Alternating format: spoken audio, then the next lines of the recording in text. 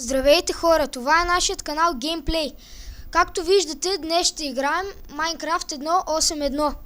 Това е нашият първи урок, в който ще ви покажем как да правите капани за мобове. Първо, копайте една дупка.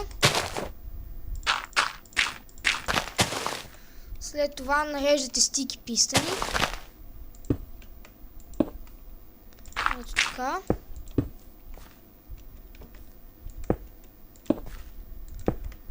И така. Запълваме ненужните дупки. След това отдолу нареждаме някакъв блок по избор. Аз ще наредя Iron. След това правите 4 колони.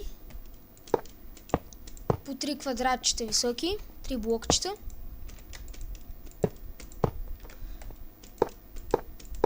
И съединявате една с друга.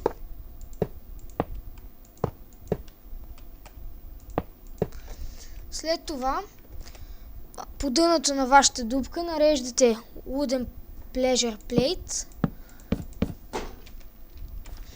И когато някой моб влезе във вашия капан, както виждате, се дигат пистаните и той не може да излезе в никакъв случай. Няма никакъв шанс. Другият вариант на този капан е, когато имате редстоун.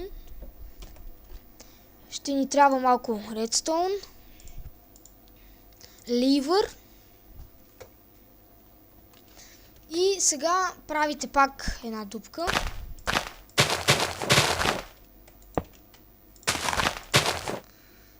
Нареждате пистаните.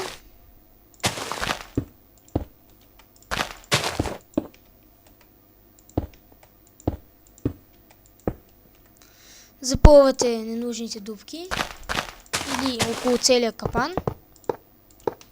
Това е по ваш избор. Аз ще го направя за по-красиво.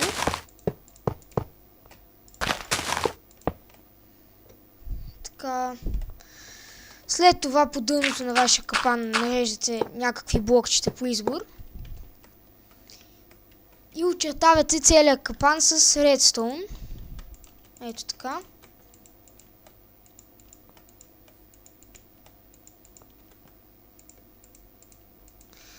Ако наблизо е вашата къща, да си представим, аз ще направя една стена, ето тук, което ще си го представим за къща. Ето така. Вие ще сте вътре в къщата си. Правите едно прозорче и редите глас в дупката, в прозорчето, за да може да се вижда.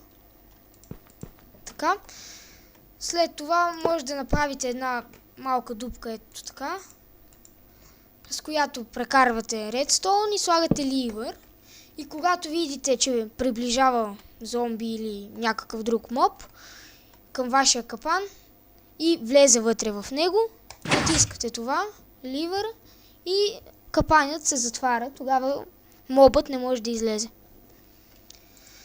Това беше нашият първи урок, как да си направите капан за мобове на Minecraft. Гледайте ни в следващия епизод. Довиждане!